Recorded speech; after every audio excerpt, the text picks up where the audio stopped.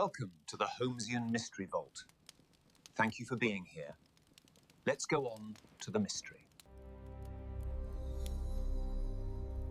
London has a way of feeling different on certain afternoons, not louder, not busier, simply watchful. It was on such an afternoon that a violin arrived at Baker Street, delivered without a name, without a letter, and without the slightest explanation. At the time, of course, neither Holmes nor I could have guessed what had been hidden inside it. Had we known, we might have realized that somewhere in London a man was already dead, and another was growing increasingly desperate to recover what the violin concealed. It was one of those peculiar days when the sky above Baker Street hung low and grey, as though the city had wrapped itself in a blanket of quiet thought. The rain that had passed earlier left the pavement dark and glistening, and the wheels of passing carriages rolled over it with a softened murmur. Inside our rooms at 221B, the fire burned gently, casting warm light across the familiar disorder that always accompanied Sherlock Holmes's working hours. Holmes himself sat near the window, long legs stretched before him, his violin resting loosely across his lap. He was not playing it. Indeed, the bow lay idle on the table beside him, but he held the instrument in that absent-minded manner which always signaled that his thoughts were engaged elsewhere. To an unfamiliar observer, Holmes might have appeared almost relaxed. I knew better. There was a stillness about him, a coiled quiet, that suggested his mind was turning over some private problem with relentless precision. For my own part, I had been attempting to enjoy a few moments of calm with the morning newspaper when Mrs. Hudson entered the room carrying a parcel wrapped in brown paper. Her expression held the mild perplexity I had come to associate with objects delivered to Baker Street without explanation. "Mr. Holmes," she said, setting the package carefully upon the table, "this arrived just now." Holmes did not immediately move. "From whom?" he asked. The messenger did not say, "No note." "None, sir." That single detail caused Holmes to lift his head. "No note at all." Mrs. Hudson shook her head. "Only the parcel." Holmes rose slowly and crossed the room. His interest had been awakened now, and when Holmes's curiosity was stirred, even the most ordinary object could become the beginning of something far more complicated. He studied the parcel for a moment before touching it. "Interesting," he murmured. "What is it?" I asked. Holmes tapped the package lightly with one finger. "A violin. You can tell that through the paper?" Holmes glanced at me with faint amusement. "The proportions are unmistakable, Watson." He slipped a small knife beneath the twine and cut it with a quick motion. The wrapping loosened at once, and the brown paper fell away to reveal a dark leather violin case. It was well worn but carefully maintained, its edges smoothed by years of handling. Holmes opened it. The violin inside caught the grey light from the window, its amber varnish glowing softly like polished honey. Even to my untrained eye it was a beautiful instrument. Holmes lifted it with careful hands. For a moment he said nothing. Then his expression changed. Not admiration, recognition. "What is it?" I asked. Holmes turned the violin slowly beneath the light, curious. "That does not sound like praise." "It is not." He ran a fingertip along the seam of the instrument's ribs, pausing briefly as though listening to something only he could hear. "This violin," he said quietly, "has been altered." "Altered?" "Yes." "How can you tell?" Holmes tapped the body gently. The note that followed was deep and resonant, yet Holmes's eyes narrowed slightly as he listened. "The weight is wrong." I laughed softly. I was not aware that violins possessed detectable weight variations. "Everything possesses detectable variations," Holmes replied calmly. "If one knows where to look." He turned the instrument again and examined the edges with intense focus. "The body has been opened before," he said after a moment, "and resealed with considerable skill. Why would anyone do that?" Holmes did not answer immediately. Instead, he placed the violin back inside its case and closed the lid slowly. His expression had taken on that familiar look of quiet excitement, the look that always appeared when an apparently simple puzzle began to reveal deeper complications. "At present," he said thoughtfully, "I can imagine only one reason." "And that is?" Holmes rested his hand lightly on the closed case. that someone wished to hide something inside this instrument. The words lingered in the quiet room. Outside, a carriage rolled past in the fog. I looked down at the violin case, suddenly aware that the object lying on our table might represent far more than an ordinary musical instrument. "If that is true," I said slowly, "then whoever sent it here must have known you would discover it." Holmes's faint smile returned. "Precisely. And why would anyone wish that?" Holmes glanced once more at the case before turning toward the window, where the London fog pressed softly against the glass. "That," he said quietly, "is the most interesting question of all." Holmes did not rush the matter. That was one of the qualities I had always admired about him. When a mystery first presented itself, he did not leap at conclusions like an impatient man scrambling for answers. Instead, he approached the problem slowly, almost respectfully, as though every puzzle deserved to be understood on its own terms. The violin lay once more upon the table in its open case, its polished wood catching the warm glow of the lamp Mrs. Hudson had just lit for us. Evening had begun its quiet descent over Baker Street.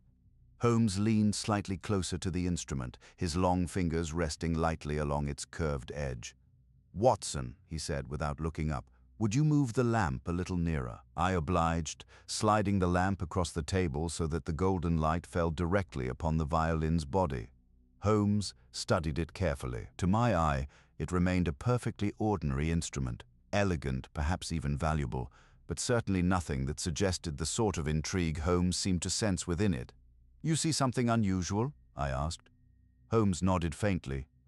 "Yes, I confess I do not." "That," Holmes said mildly, "is why I find such work endlessly fascinating." He reached into the drawer of his desk and withdrew a small magnifying lens. Holding the violin beneath the lamplight, he examined the seam that ran along the edge of the instrument's ribs. The lens hovered close to the wood, while Holmes's eyes moved slowly along the surface. Minutes passed in silence. Finally, Holmes lowered the lens and handed it to me. "Look here." I bent closer. At first, I saw nothing more than the delicate join between two pieces of varnished wood. Yet under the magnifying glass, a faint irregularity became visible, so slight that I might easily have overlooked it. "The seam has been disturbed," I said. Holmes's eyes brightened with approval. "Exactly. Someone opened the violin." "Yes, but the work is remarkably neat." "Indeed." Holmes folded his arms thoughtfully. "Whoever did this possessed both skill and patience. The varnish has been retouched to conceal the alteration and the joint resealed with extraordinary care." "Why go to such trouble?" Holmes did not answer immediately. Instead, he lifted the violin and tapped the side of the instrument gently with one finger. The note that followed lingered faintly in the air. "Listen closely," he said. "I hear the sound. Do you notice anything about it?" "It seems normal." Holmes smiled faintly. "Not entirely." He turned the violin slowly in his hands. "The balance of the instrument is slightly altered." "In what way?" "The weight distribution is imperfect." I laughed softly. "Holmes, I suspect you are the only man in London capable of detecting such a thing." "That may be so," he replied calmly. "But it confirms what we have already suspected, that something has been hidden inside the violin." "Yes." Holmes placed the instrument gently back into its case. For a moment he regarded it with thoughtful interest, as though contemplating the strange journey that must have brought it to Baker Street. "There is another detail," he said at last. "What is that?" Holmes reached into the case and lifted the violin again, turning it toward the lamplight. "The label." I leaned closer. There was none. The interior surface where a maker's label should have been displayed was completely blank. "Removed?" I asked. "Almost certainly. But why?" Holmes placed the violin down once more. "Labels reveal origin. Origin reveals ownership. Ownership reveals history, and someone wished to conceal that history." Holmes nodded slowly. "Yes." He walked toward the window and gazed briefly out at the darkening street below. The fog had thickened again, turning the glow of the street lamps into soft halos against the night. "Consider the sequence of events," Holmes said thoughtfully. "A violin is opened. Something is placed inside. The instrument is carefully resealed. Its identifying label is removed. And finally, it is delivered anonymously to Baker Street. And you believe the sender intended you to discover the alteration? Holmes turned back toward me. I am certain of it. Why? Holmes's faint smile returned. Because the person who sent this violin knew exactly how I think. He placed his hand lightly upon the closed case. They knew that once the instrument arrived here, I would not rest until its secret was revealed. I looked again at the violin case. It seemed an oddly quiet object now, almost patient. If that is true, I said slowly, then whoever sent it must have been desperate. Holmes's eyes lingered thoughtfully on the instrument. Yes, Watson, he said quietly. I believe they were. For several moments after Holmes finished examining the violin, the room fell into a thoughtful quiet. The fire cracked softly in the grate, and outside the window the faint rumble of passing carriages drifted through the evening fog. Holmes remained standing beside the table, his eyes resting on the violin case as though he were listening to some silent conversation only he could hear. At last he spoke. If our conclusions are correct, Watson, the alteration must lie within the instrument itself. You intend to open it? Carefully. Holmes crossed the room to his desk and returned with a small roll of tools which I had seen him employ on a number of delicate occasions, thin blades, narrow tweezers, and instruments better suited to a surgeon than a detective. You will forgive the intrusion, Holmes murmured to the violin as he lifted it gently from its case. But I suspect your owner intended precisely this. He placed the instrument beneath the lamplight and examined the seam once more. This joint, he said, indicating the faint irregularity along the rib, is where the violin was opened before. And you believe something was placed inside? Holmes nodded. Something small, and important enough to hide in such an unusual way. Holmes did not reply immediately. Instead, he inserted the thin blade carefully along the seam and began to work with slow, deliberate movements. The silence stretched as the minutes passed. Holmes's concentration during such tasks was extraordinary. His hands moved with steady precision, applying just enough pressure to ease the seam without damaging the wood. At length he paused. There. The back plate shifted slightly. Holmes adjusted the lamp and peered into the narrow opening. I watched his expression change. Well? I asked. Holmes did not answer immediately. Instead, he reached for the slender tweezers and slipped them into the hollow body of the violin. For a moment, he worked entirely by touch. Then, he withdrew the instrument. Between the tips of the tweezers was a small metallic object that caught the lamplight with a dull glint. Holmes placed it gently on the table. A key, I said. Yes. It was a curious object, longer and narrower than most keys I had seen. Its brass surface engraved with tiny markings that ran along the shaft like a series of minute symbols. Holmes leaned closer, studying it with obvious interest. Well hidden, he said softly. I picked up the key and turned it in my hand. And hidden inside a violin of all places. An ingenious method, Holmes replied. How so? Holmes leaned back slightly in his chair. Consider the advantages, Watson. A violin travels freely. It may pass through theaters, trains, hotels, and drawing rooms without attracting suspicion. And no one would think to search inside it. Precisely. Holmes reached for the key and examined the engraved markings more closely. These symbols are deliberate. You believe they mean something? Almost certainly. He turned the key slowly beneath the light, and the crest on the bow is even more interesting. I leaned forward. The bow of the key had been shaped into a small shield flanked by delicate wings. A family crest, perhaps? Possibly. Holmes set the key down beside the violin. Or the mark of an organization. The room grew quiet again. Outside, the fog pressed softly against the window pane. A key, I said slowly, is never valuable by itself. Holmes smiled faintly.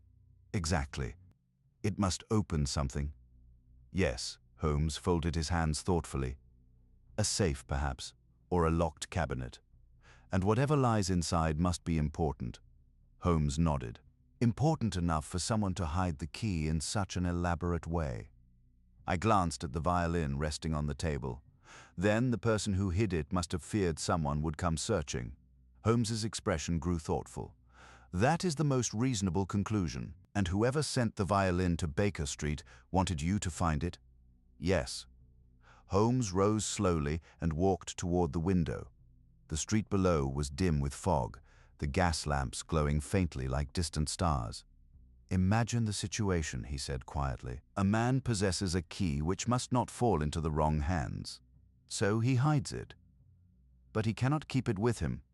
Why not? Holmes turned back toward the table. Because he believes someone is watching him. The thought sent a slight chill through me. And so he sends the violin away. Holmes nodded. To the one person he believes capable of understanding the message. And that person, I said, is you. Holmes returned to the table and picked up the key once more. Yes. He studied the small brass object for a long moment, which means, he added quietly, that somewhere in London there exists a lock whose owner would go to very great lengths to recover this. I looked again at the violin. What do you suppose it protects? Holmes slipped the key carefully into his pocket. That, he said calmly, is the next question we must answer. Once the key had been discovered, Holmes wasted very little time in pursuing the next logical step of the investigation. A key, he often reminded me, was never an end in itself. It was merely a signpost, evidence that somewhere a lock existed, guarding something its owner wished to keep hidden. But before we could learn what the key opened, Holmes insisted that we understand the man who had hidden it. Everything begins with the owner of the violin, he said the following morning, as he folded a newspaper neatly beside his breakfast plate. The London fog had settled thickly across Baker Street during the night. Outside our windows, the street lamps glowed faintly through the grey haze, and the sounds of the city reached us only as distant murmurs. Holmes had already been awake for several hours, judging by the number of newspapers and reference books scattered across the table. "You have found something," I observed. Holmes slid one of the newspapers toward me. "Read the final column." The article was brief but striking. Sudden death of prominent violinist after Covent Garden performance. The report described the death of a musician named Adrian Lethbridge, a violinist of considerable reputation who had performed regularly at a theatre near Covent Garden. According to the article, Lethbridge had completed a concert 3 evenings earlier and returned to his rooms shortly afterward. He had been discovered dead the following morning. "The cause?" I asked. "Heart failure," Holmes replied. "That seems straightforward enough." Holmes leaned back in his chair. "Yes," he said mildly, "the newspapers often favor straightforward explanations. You believe there is more to it." Holmes rose and walked across the room to where the violin rested inside its case upon the table. "This instrument belonged to Adrian Lethbridge." "You are certain?" Holmes nodded. The concert reviews describe the instrument in considerable detail. The distinctive varnish, the curve of the scroll, even a small scratch near the bridge. He turned the violin gently beneath the light and pointed to the mark. "There. I saw it immediately." "So Lethbridge owned the violin," I said slowly. "And now the violin has been delivered here, with a key hidden inside." Holmes closed the case thoughtfully. "Yes." The connection between the two facts hung heavily in the quiet room. "If Lethbridge hid the key," I said, "then he must have sent the violin to you before he died." "That is my belief." "But why?" Holmes walked toward the fireplace and stood for a moment staring into the flames. "Imagine a man who discovers something dangerous," he said quietly. "Dangerous enough to threaten his life." "Yes. And instead of confronting the danger directly, he hides the evidence." "Precisely." Holmes turned back toward me. "Lethbridge could not simply destroy the key. Whatever it opened was too important. So he concealed it and sent it somewhere safe. To Baker Street." Holmes smiled faintly. "I suspect he believed that if anything happened to him, I might be able to understand what he could not explain openly. I considered the idea carefully. But the newspapers say he died of heart failure." Holmes raised an eyebrow. "And you find that explanation entirely satisfying?" I hesitated. "No." Holmes took his coat from the chair. "Nor do I." He slipped the violin case shut and placed the key carefully into his pocket. If Adrian Lethbridge truly died of natural causes, he continued, then the key hidden inside his violin becomes a curious but meaningless gesture. And if he did not, Holmes's eyes brightened with quiet intensity. Then the violinist's final performance may have been far more dangerous than anyone realized. I stood and reached for my hat. You intend to investigate? Holmes nodded. The theater where he performed will be the logical starting point. And what do you expect to find there? Holmes paused briefly at the door.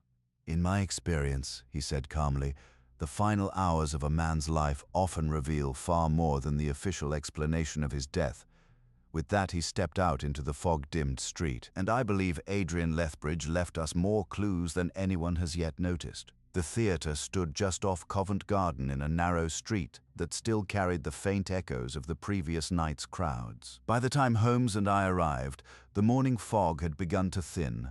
Though the city retained that pale, muted quality London sometimes assumes after rain. The building itself looked rather ordinary in daylight, without the glow of evening lanterns and the excitement of an audience gathering for performance. The theater seemed almost shy, like an actor caught out of costume. Holmes paused for a moment at the entrance.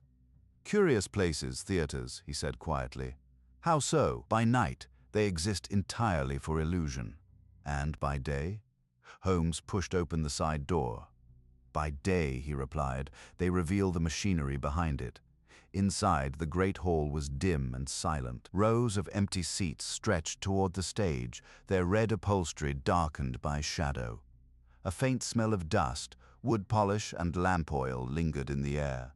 Holmes walked slowly along the aisle, studying the stage as though it were the scene of some elaborate crime. This, he said softly, is where Adrian Lethbridge performed his final concert. The stage itself appeared almost lonely without an audience.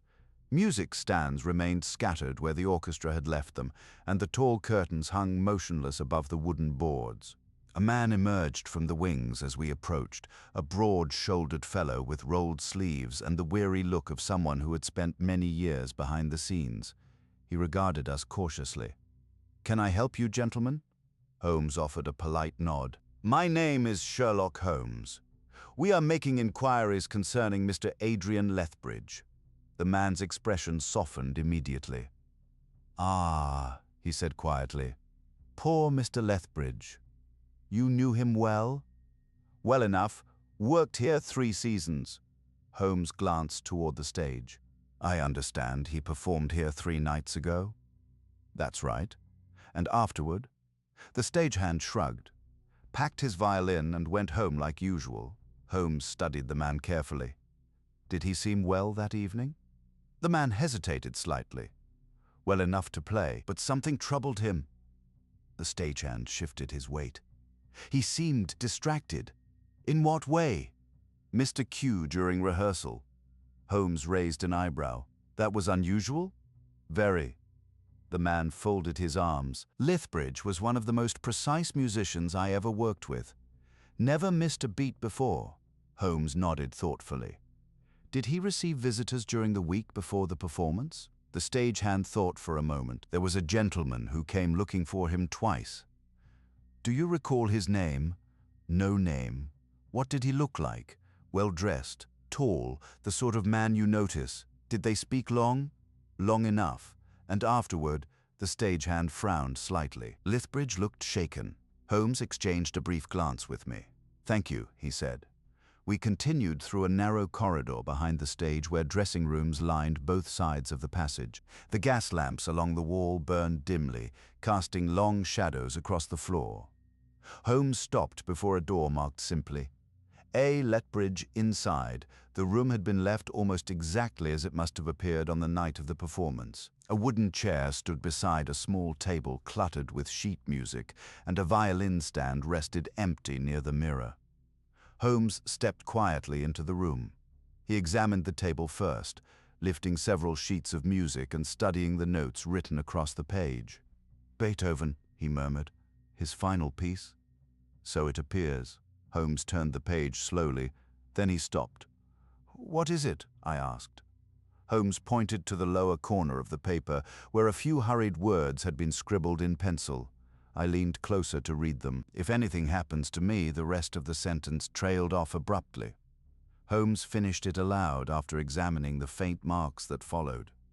The key must not fall into his hands. The words seemed to echo quietly in the small dressing room. The key, I said slowly. Holmes nodded, which means Adrian Lethbridge knew he was in danger, and he knew someone was searching for it. Holmes closed the sheet music carefully and placed it back on the table. Precisely. He walked toward the door and looked out into the dim corridor. Somewhere among Lethbridge's acquaintances, he said quietly, there is a man who believed that key belonged to him. And the man who visited him here? Holmes nodded. Almost certainly. I glanced once more at the dressing room where the violinist had spent the final moments before his last performance. If that man wanted the key badly enough, I said slowly, he might have been willing to kill for it. Holmes's expression grew thoughtful. Yes, Watson. He stepped back into the corridor. I believe that is exactly what happened. Holmes left the theater in a thoughtful silence that lasted most of the walk back toward the Strand. I had grown accustomed to such moments over the years. They were rarely signs of confusion. On the contrary, Holmes's quiet moods usually meant that the fragments of a case were arranging themselves within his mind like pieces of a puzzle slowly turning into place. At last he spoke. Watson, there is something we have not yet examined. The violinist's rooms? Holmes nodded. If Adrian Lethbridge believed someone was searching for the key, the safest assumption is that the object it opens was kept close at hand. And if that object still exists, it may be there. Precisely. Lethbridge's lodgings proved to be modest rooms above a bookseller's shop not far from the Strand. The proprietor, a polite elderly man who remembered the violinist fondly, allowed us to examine the rooms without objection. He was a quiet tenant, the bookseller said as he led us upstairs, kept to himself mostly, always paid his rent on time. Did he receive many visitors? Holmes asked. Very few. And in the week before his death?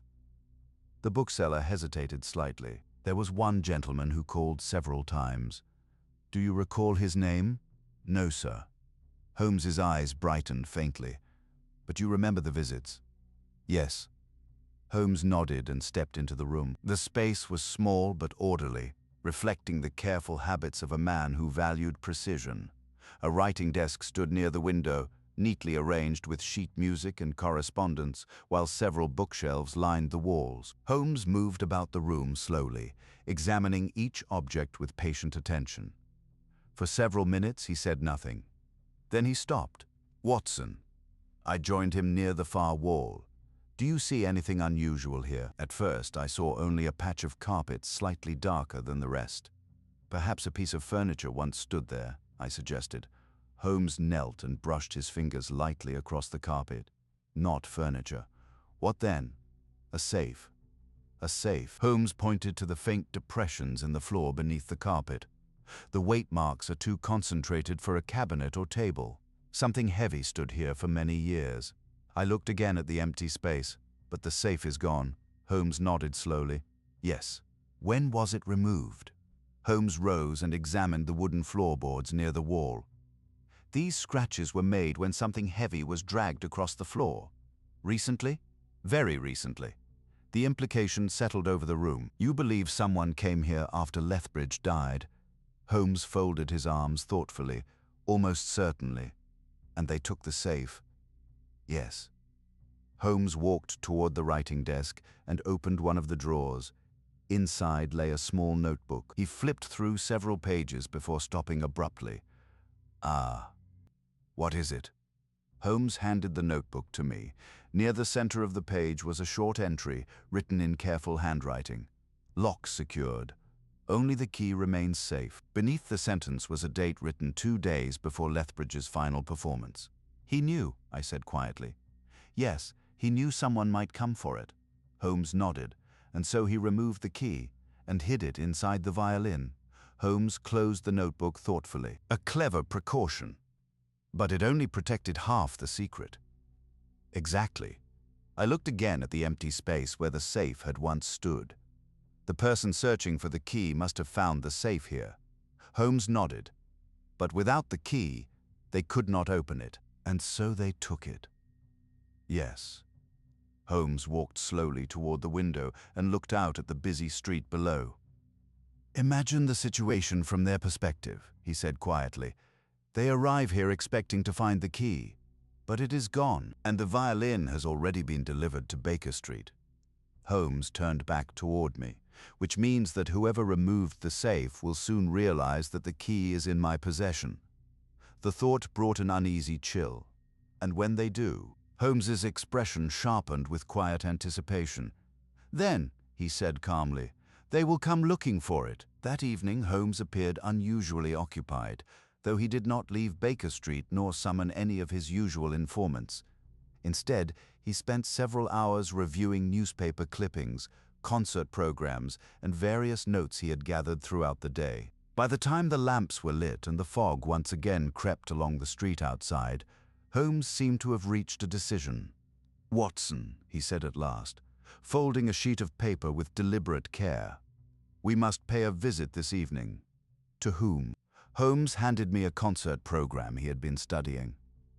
The name printed across the top was Lionel Hartwell. "The rival violinist," I said. "Precisely." Holmes rose and reached for his coat. "Musical rivalries," he continued, "are often more intense than political ones." "That seems rather dramatic." Holmes smiled faintly. "Perhaps. But consider the nature of such professions. Reputation, opportunity, admiration, these things are fragile, and a successful rival can threaten them." "Exactly." We left Baker Street shortly afterward and made our way through the fog-laced streets of London until we reached a quieter neighborhood where several respectable townhouses stood in neat rows. Holmes stopped before one of them. "This," he said quietly, "is Mr. Hartwell's residence." The door was opened by a servant who showed us into a comfortable drawing room where Lionel Hartwell awaited us. He proved to be a striking figure, tall, well-dressed, and possessed of the sort of confident composure often seen in men accustomed to applause.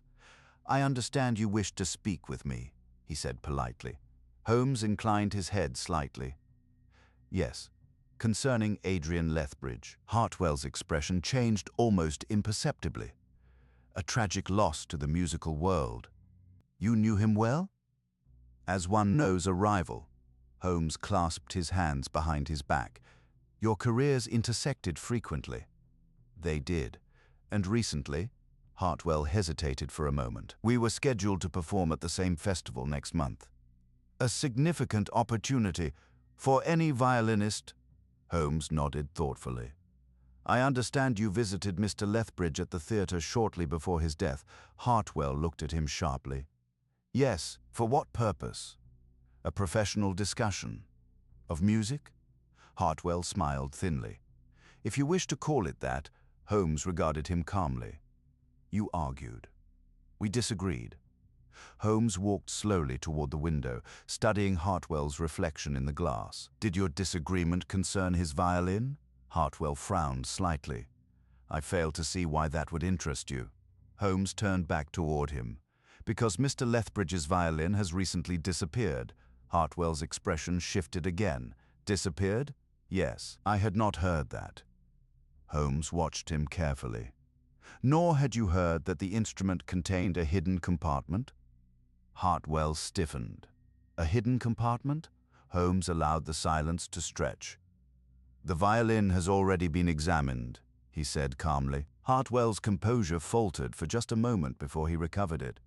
"I cannot imagine what you mean." Holmes studied him for several seconds before nodding politely. "Perhaps not." Hartwell folded his arms. "Is there some accusation being made here, Mr. Holmes?" "None at all." Holmes reached for his hat. "We merely wish to understand the circumstances surrounding Mr. Lethbridge's final days." Hartwell watched us closely as we moved toward the door. Outside, the fog had thickened again. "Well?" I asked once we had walked some distance from the house. Holmes slipped his hands into his coat pockets. "Mr. Lionel Hartwell is a talented musician," he said thoughtfully. "And he is ambitious." "That hardly makes him a murderer." Holmes nodded. "Quite right, but something about him troubled you." Holmes glanced back once toward the house disappearing into the fog. Yes. What was it? Holmes smiled faintly. Fear. Fear. Yes. Of what? Holmes turned and continued walking down the quiet street. That, he said softly, is the most interesting question of all. Holmes spoke very little on our way back to Baker Street that night. The fog had grown thicker, and the gas lamps along the street glowed like distant moons suspended in pale halos. Holmes walked with his hands tucked inside his coat pockets, his long stride steady but unhurried. I had learned over the years that such silence usually meant his thoughts were racing. At last, as we turned onto Baker Street, I broke the quiet. "You do not believe Hartwell is the murderer?" Holmes shook his head slightly. "No, yet you said he was frightened." "Quite so." We climbed the familiar stairs to our sitting room at 221B, where Holmes lit the lamp and removed his coat. "Fear," he continued, "is rarely the mark of the guilty mind." "It is not?" "Not usually." Holmes walked to the desk and unfolded several papers he had collected earlier in the day. "The guilty often display anger, arrogance, or impatience," he said calmly. "But fear suggests something else entirely." "What? Proximity to the real danger?" Holmes nodded. "Exactly." He handed me one of the documents. I studied it for a moment before looking up. "These are financial records." "Yes, and they belong to Sir Alistair Beaumont?" Holmes smiled faintly. "You see, the name appears rather frequently." I had heard the name before. Sir Alistair Beaumont was widely known in London society as a generous patron of the arts. His wealth had supported theatres, musicians, and several charitable institutions. "A respected man," I said. "Respected men," Holmes replied quietly, "sometimes possess the most elaborate secrets." He spread several more documents across the desk. "These records come from a banking house with which Beaumont conducts a great deal of business." I examined them carefully. "They appear ordinary." Holmes leaned slightly closer. "Look again." As I followed the columns of numbers more carefully, I began to notice a pattern. "These companies," I said slowly, "do not seem to exist." "Precisely." Holmes tapped the paper lightly. "Shell accounts, false investments, money moving through invisible channels." "For what purpose?" Holmes folded his arms. "Fraud." The word hung heavily in the quiet room. "And Adrian Lethbridge discovered it." Holmes nodded. "That is my conclusion." He picked up another document and handed it to me. It was a performance contract signed by both Lethbridge and Beaumont. "You see," Holmes continued, "Lethbridge was not merely Beaumont's protégé. He worked for him." "Yes, and that gave him access to Beaumont's financial records." Holmes nodded again. "Exactly. The realization came slowly but unmistakably. And if Lethbridge uncovered Beaumont's scheme, he would possess evidence capable of destroying Beaumont's reputation, and Beaumont would want it back." Holmes walked slowly across the room, his hands clasped behind his back. "Now consider the situation from Beaumont's perspective," he said. "A musician discovers your secret. You attempt to persuade him to remain silent, but he refuses." Holmes stopped beside the violin case resting on the table, and instead of surrendering the evidence, he hides the key to the safe containing those documents, inside the violin. "Yes." Holmes rested his hand lightly upon the case. "A remarkably clever act, and a desperate one." Holmes nodded. "Desperation often produces ingenuity." I looked again at the violin. "So Lethbridge hides the key and sends the instrument to you, knowing that if anything happened to him, the secret would still survive." Holmes's expression grew thoughtful, which suggests he feared something very specific. "What?" Holmes turned toward the window where the fog pressed softly against the glass. "That Beaumont might kill him." The words seemed to chill the room. "And you believe he did?" Holmes did not answer immediately. Instead, he studied the street outside as though watching some invisible drama unfolding in the mist. "At present," he said quietly, "I believe Sir Alistair Beaumont has far more reason to recover that key than anyone else in London. And now the key is here." Holmes turned back toward me. "Yes. And once Beaumont realizes that..." Holmes's faint smile returned. "Then," he said softly, "our investigation will become considerably more interesting." The following morning, Holmes did something that, to the casual observer, might have seemed rather unimpressive. He stayed home. There were no sudden visits to dark alleys, no urgent consultations with Scotland Yard, and no dramatic excursions across London's more suspicious neighbourhoods. Instead, Holmes remained comfortably within our sitting room at Baker Street, writing a series of brief letters in his neat and economical hand. To anyone unfamiliar with his methods, it might have appeared that he had abandoned the investigation altogether. I knew better. Holmes sealed the final envelope and rang for the messenger boy. "Deliver these immediately," he said, handing the letters across with quiet precision. The boy departed, leaving Holmes alone with his thoughts. "An experiment," Holmes said calmly. "I lowered my newspaper. You have written to the suspects." "In a manner of speaking. And what exactly did you tell them?" Holmes leaned back in his chair, steepling his fingers in that familiar pose which signaled quiet satisfaction. "I informed them that the violin has been thoroughly examined." "And?" Holmes's faint smile appeared. "I suggested that whatever had been hidden inside it has already revealed the location of the safe." I stared at him. "But we do not know where the safe is?" "Precisely." "Then the statement is false." Holmes shrugged lightly. "A deliberate falsehood, Watson, can sometimes be the most efficient path to the truth." I considered this. "You are waiting to see who reacts." "Exactly." Holmes rose and moved toward the window overlooking Baker Street. "Consider the situation from Beaumont's perspective," he continued. "He removes the safe from Lethbridge's rooms, but cannot open it without the key. And the key is hidden inside the violin." "Yes." Holmes folded his hands behind his back. "Now imagine he learns that the violin has been examined, and the secret inside it discovered. He would assume you have the key." "Quite so. And if he believes you know where the safe is, he must act quickly." "To retrieve it before you do." Holmes nodded. "Precisely." The logic was elegant in its simplicity. "And the rival violinist?" Holmes shook his head slightly. "Mr. Hartwell is not our primary concern, but he might react to the message." "Yes," Holmes said calmly, "and his reaction may tell us something useful." The afternoon passed slowly. Holmes alternated between quiet reading and long periods of stillness by the window. Every now and then he glanced down at the street below, watching the steady flow of London life moving through the fog. It was nearly evening when something finally caught his attention. "Ah," he said quietly. I joined him at the window. A cab had stopped near the corner of Baker Street. From it stepped a tall figure who moved quickly along the pavement. Even through the fog, I recognized the man. Lionel Hartwell. Holmes watched him carefully. Hartwell walked halfway down the street before stopping abruptly. He spoke briefly to the cab driver, then glanced toward Baker Street with obvious uncertainty. Moments later, he climbed back into the cab. The carriage turned and disappeared into the mist. "That was strange," I said. Holmes returned calmly to his chair. "Not strange," he replied. "Revealing. How so?"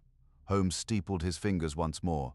"Mr. Hartwell received my message and came here immediately. But he did not knock." "No. He simply looked." "Yes." "And when he saw nothing unusual, he realized the information might be incorrect." Holmes's eyes gleamed faintly, "which means he suspected the letter might be a trap." I paced slowly across the room. "Then Hartwell knows something about the safe. He knows it exists. And he fears Beaumont." Holmes nodded. "Very much so." I glanced again at the foggy street outside, but Beaumont himself has not appeared. Holmes's smile returned. "No, you expected him to come sooner." "I did." Holmes rose and walked slowly toward the violin case resting on the table. "Which suggests something interesting." "What is that?" Holmes placed his hand lightly on the case. "That Sir Alistair Beaumont may already know exactly where the safe is hidden, and he is guarding it." Holmes nodded. "Or preparing to move it." I felt a quiet tension settle over the room.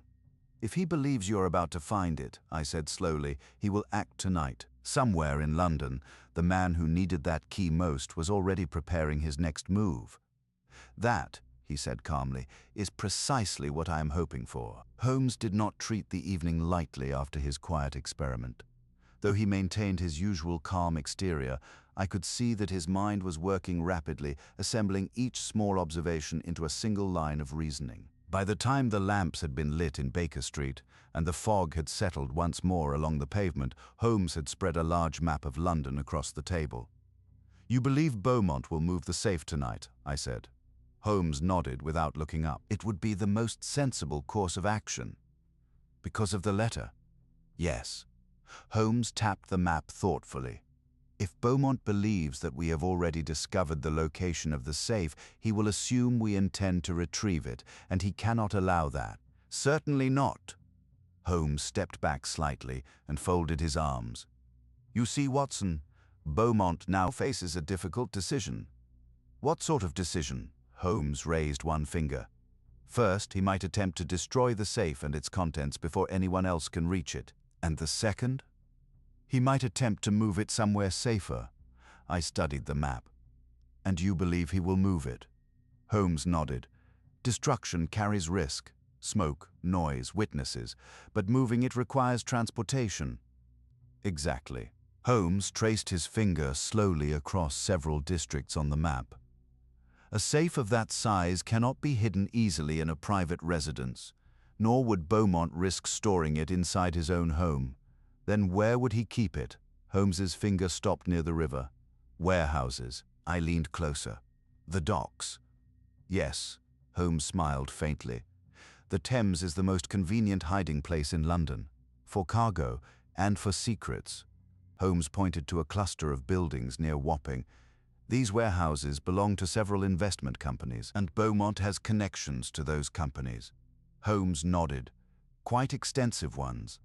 The logic was beginning to take shape. "So he removes the safe from Lethbridge's rooms and stores it temporarily in one of these warehouses, until he can recover the key." "Exactly." Holmes folded the map carefully. "But now he believes the key has already revealed the location, and that forces him to act." Holmes reached for his coat. "Yes." I stood and retrieved my hat. "You intend to follow him?" Holmes paused briefly beside the violin case resting on the table. He opened it and glanced once more at the instrument that had carried the hidden key. "Adrian Lethbridge showed remarkable foresight," he said quietly. "How so?" "He ensured that Beaumont could remove the safe, but not open it. And now the key is here." Holmes slipped the brass key into his pocket. "Yes. And once Beaumont realizes that, Holmes closed the violin case gently. He will try to recover it." Outside the window, the fog thickened along Baker Street, blurring the shapes of passing carriages into pale shadows. Holmes walked toward the door. "If Beaumont intends to move the safe tonight," he said calmly, "we shall discover where he has hidden it. And if he does not—" Holmes smiled faintly as he opened the door. "Then we shall give him a reason to." The journey toward the river carried us through parts of London where the city seemed to change its character entirely. The wide streets of the West End gradually narrowed, the buildings grew older, and the air carried the unmistakable scent of the Thames. Holmes spoke very little during the cab ride. When he did, it was only to ask the driver to stop several streets before the warehouses. "We proceed the rest of the way on foot," he said quietly. During the journey, he had explained his reasoning to me in the calm, precise manner that always accompanied his deductions. "The financial records we examined earlier," Holmes said, "show that several of Beaumont's companies maintain storage properties along the Thames." "And you believe the safe was brought to one of them?" "It would be the most practical solution," Holmes replied. "A large safe cannot simply disappear within the city. But among the countless warehouses along the river, such an object might remain unnoticed for weeks." The logic was difficult to dispute.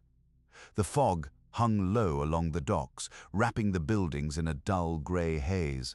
Lanterns burned faintly above loading platforms, their light reflecting off damp cobblestones. Holmes moved with quiet certainty through the silent streets until he stopped before a large brick warehouse near the riverbank. "This building," he murmured, "belongs to the Beaumont Trading Company. You believe the safe is inside?" Holmes glanced down at the ground. Fresh carriage tracks cut across the damp street. "Very recently inside." We walked slowly along the side of the building until Holmes found a narrow door at the rear. A faint glow of lantern light showed beneath it. "Someone has been working here," I whispered. Holmes pushed the door open just enough for us to slip inside. The warehouse was enormous, its high ceiling disappearing into shadow above rows of crates and barrels stacked along the walls. Only one lantern burned near the center of the room, and beside it stood the safe. Even in the dim light, it was unmistakable, a heavy iron box resting on a wooden platform, its surface scarred by deep scratches. Holmes approached it calmly. "He has already tried to force it open," I said. Holmes examined the damaged lock. Yes, several tools lay scattered nearby. A hammer, a chisel, and a drill. All unsuccessful, Holmes added, without the key. Precisely. He reached into his pocket and withdrew the small brass key we had discovered inside the violin. The metal glinted softly in the lantern light. "Let us see what Mr. Lethbridge was protecting." Holmes inserted the key into the lock. For a moment, nothing happened. Then the mechanism turned with a deep metallic click. The heavy door swung open. Inside the safe lay several bundles of documents tied neatly with ribbon. Holmes lifted the first bundle and carried it closer to the lantern. "These are financial records," he said quietly. I joined him and looked over his shoulder. Page after page listed transactions, property transfers, and banking arrangements, many bearing the signature of Sir Alistair Beaumont, yet something about them seemed unusual. "These accounts are hidden," I said slowly. Holmes nodded. "Precisely?" He unfolded another document. "Funds moving through companies that do not truly exist. For what purpose?" Holmes's voice was calm. "Fraud." The words seemed to echo softly through the empty warehouse. Holmes turned another page. "These payments appear to have been distributed across several false investment schemes, meaning innocent investors were deceived." "Yes." Holmes set the document aside and opened another bundle. Among the papers lay a single folded letter. Holmes read it silently for a moment before handing it to me. "The handwriting was careful and precise, Sir Alistair. I can no longer pretend ignorance of your dealings. The accounts are clear enough, and the truth will not remain hidden forever. If anything should happen to me, the contents of this safe will reveal everything." The letter was signed, Adrian Lethbridge. I looked up slowly. He threatened to expose Beaumont. Holmes nodded. "Yes." And Beaumont could not allow that. Holmes closed the letter carefully and returned it to the safe. That would explain the confrontation after the concert, and Lethbridge's sudden death. Holmes stood quietly beside the open safe for a moment. Adrian Lethbridge understood the danger he faced. He said at last, "That is why he hid the key inside the violin, so that even if Beaumont found the safe, he could not open it." Holmes looked around the silent warehouse. The truth remained locked inside this iron box, and now it is open. Holmes nodded slowly. "Yes." But as he spoke, a faint sound echoed near the entrance of the warehouse. Footsteps. Holmes turned toward the door. "I believe," he said quietly, "our host may have arrived." The sound of footsteps echoed faintly across the warehouse floor. Holmes moved quickly and extinguished the lantern beside the safe, plunging the vast interior into shadow. Only the pale grey light filtering through the high windows remained, leaving the rows of crates and barrels in dim outline. "Stand back," Holmes murmured quietly. I moved beside a stack of crates while Holmes remained where he was, calm and unmoving in the darkness. The door at the far end of the warehouse opened. A lantern flared to life. Its light illuminated the figure of Sir Alistair Beaumont. He stepped inside with the confident stride of a man who believed himself alone. The lantern swung gently in his hand as he crossed the warehouse floor toward the platform where the safe stood waiting. Even from a distance, it was clear that Beaumont had returned for one purpose. He stopped beside the safe. For a moment he simply stared at it, his expression tense with impatience. The scattered tools around its base told the story of earlier attempts to force the lock. He lifted the drill again. Holmes stepped forward into the lantern light. "I would not recommend that." Beaumont spun around sharply. For a brief moment the lantern shook in his hand. "Mr. Holmes." Holmes inclined his head calmly. "Sir Alistair." The wealthy patron recovered his composure quickly, though the surprise in his eyes had not completely vanished. "I might have expected you," he said coolly. Holmes clasped his hands behind his back. Then you anticipated this meeting? Beaumont glanced at the open safe behind Holmes. I anticipated something of the sort. Holmes stepped slightly aside. The door of the safe remained open, and the bundles of documents were plainly visible inside. Beaumont stared at them. So Lethbridge did hide them here. Yes. Beaumont's jaw tightened. He was always overly dramatic. Holmes regarded him quietly. Some might call it courage. Beaumont laughed softly. A musician threatening a man of my position. Hardly courageous. Holmes's voice remained calm. He believed the truth mattered more than reputation. Beaumont's expression hardened. He believed many foolish things. Holmes gestured toward the safe. These documents would expose your financial schemes. Schemes? Fraudulent investments? Shell companies? Misappropriated funds? Beaumont's expression darkened. You have nothing but speculation, Mr. Holmes. Holmes reached calmly into the safe and lifted one of the documents into the lantern light. The signatures are yours, Sir Alistair. Beaumont's eyes flashed. You speak as though you understand business. I understand deception. For a moment, neither man spoke. Then Beaumont said quietly, And what do you intend to do with them? Holmes removed the small brass key from his pocket.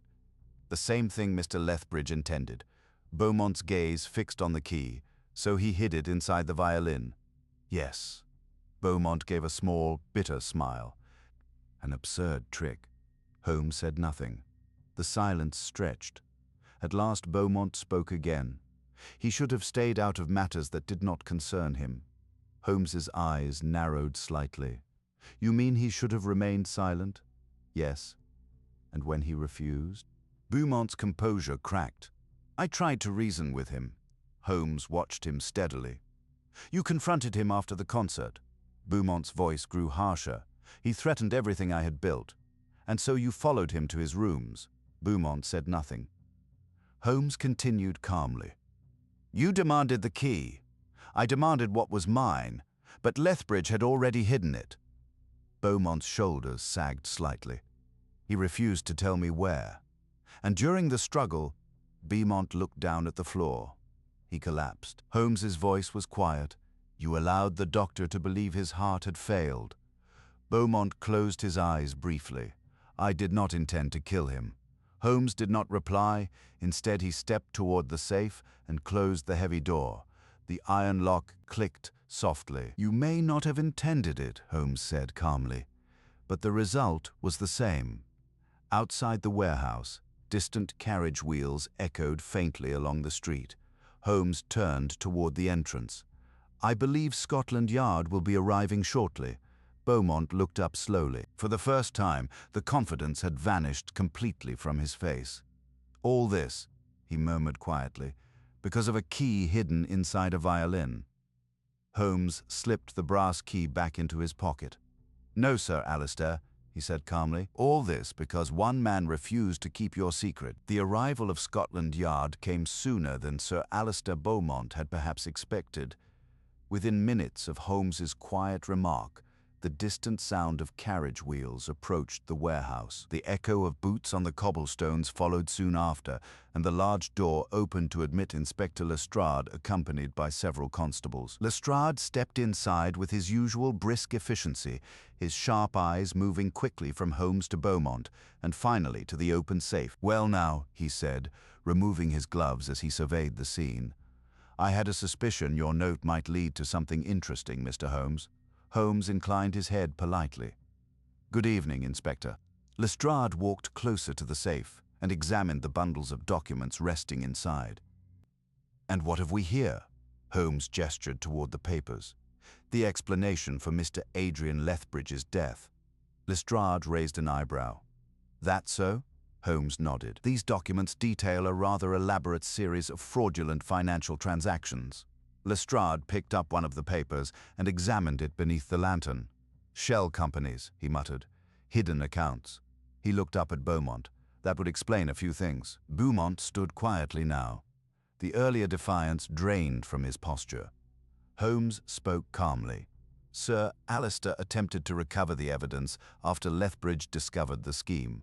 And when the musician refused to surrender the key, Lestrade said slowly, things turned unpleasant. Beaumont said nothing. Lestrade nodded to the constables. Take him. The officers stepped forward and placed Beaumont under arrest. For a brief moment he resisted, but the struggle quickly faded into quiet resignation. As they led him toward the door, Beaumont paused. His gaze drifted across the warehouse until it rested on the violin lying on the nearby crate. So that was the trick, he said softly. Holmes said nothing. Beaumont shook his head faintly. A key hidden inside a violin. He gave a tired smile. I suppose Adrian had the last performance after all. The constables escorted him out into the foggy street. Lestrade remained behind, examining the contents of the safe with growing interest. Well, he said at last, this is quite a collection. Holmes folded his arms. Mr. Lethbridge was thorough. Lestrade replaced the papers carefully. These records will keep the courts occupied for some time. I suspect so. Lestrade paused for a moment, then glanced toward me. Your other gentleman, Mr. Hartwell, has already spoken with us, he said. It seems he knew something of Beaumont's dealings but feared the consequences of interfering. Holmes nodded slightly. Fear can be a powerful silencer, Inspector. Lestrade glanced at the brass key Holmes now held in his hand. And this little object started the whole affair. Holmes turned the key thoughtfully. Yes, Lestrade chuckled. I must admit, Mr. Holmes, even after all these years you still managed to surprise me. Holmes smiled faintly. London is a city that rewards curiosity. Lestrade closed the safe and signaled the constables to prepare it for removal. As the officers lifted the heavy iron box, Lestrade turned back toward Holmes. You'll be coming to the yard tomorrow, I expect. Holmes nodded. For the formal statement. Precisely. Lestrade paused at the door. Well, he added with a final glance at the violin resting quietly on the crate, another strange case for your collection. Once the police had departed and the sound of their carriage faded into the night, the warehouse grew quiet again. Holmes remained standing beside the violin. For a long moment he simply looked at it. You seem thoughtful, I said. Holmes lifted the instrument gently and examined its polished surface beneath the lantern light. Adrian Lethbridge was not a detective, he said quietly. No, but he possessed something far rarer. What is that? Holmes returned the violin carefully to its case. The courage to act when silence would have been easier. He closed the case slowly.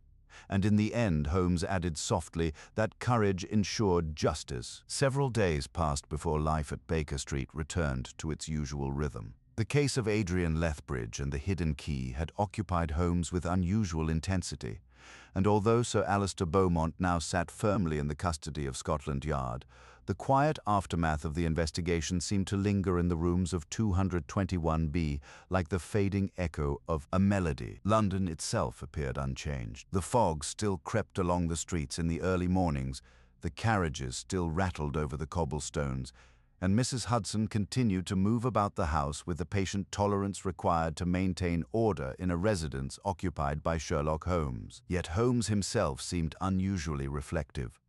One pale morning, a few days after Beaumont's arrest, I found him standing by the window with his violin resting against his shoulder. The instrument had once again returned to its rightful purpose, though the memory of its strange role in our investigation remained difficult to ignore. The bow moved slowly across the strings. Holmes was playing a quiet, thoughtful melody, one I did not immediately recognize. It carried a certain melancholy that seemed entirely fitting for the story it had helped to reveal. When the final note faded, Holmes lowered the bow and gazed out through the fog-softened window. "You are thinking about Lethbridge?" I said. Holmes nodded slightly. "Yes. He was an unusual man." Holmes placed the violin gently on the table beside its case. "Few musicians find themselves entangled in matters of fraud and murder," I continued. "True," Holmes replied, "and fewer still choose to confront such matters." He picked up the small brass key that Lestrade had returned after the trial as a curiosity of the case. Holmes turned it slowly between his fingers, examining the engraved markings once more. "A simple object," he said quietly, "yet without it the truth might never have come to light." And without the violin, I added. Holmes smiled faintly. Quite so. He set the key down beside the instrument. Lethbridge understood that he could not expose Beaumont directly. Holmes continued. The man possessed wealth, influence, and the protection of society. But he could protect the evidence. Exactly. Holmes rested his hand lightly on the violin case. By hiding the key inside the violin, he ensured that the truth would survive even if he did not. I looked again at the instrument resting on the table. It is strange to think that something built only for music could carry such a secret. Holmes lifted the violin once more and turned it slowly beneath the morning light. A violin is a curious object, he said thoughtfully. How so? Holmes raised the instrument to his shoulder again. It is constructed entirely from tension. Each string is drawn tight across the wood, and yet it produces harmony, precisely. He drew the bow gently across the strings. The soft note filled the room. Human affairs are often much the same, Holmes continued as the sound faded. Pressure and conflict reveal truths that might otherwise remain hidden. Holmes returned the violin to its case and closed the lid with quiet care. Outside, the fog was beginning to lift, and the pale sunlight of late morning filtered through the glass.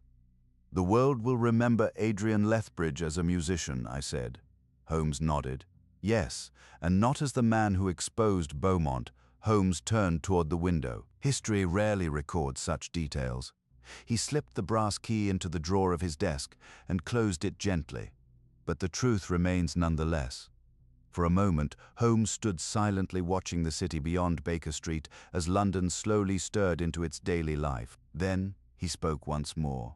A man who hides the key to justice inside his violin, Holmes said quietly, deserves to have his music remembered. Behind us, the violin rested silently within its case, its strange secret finally revealed, yet forever bound to the quiet courage of the man who had hidden the truth within its music.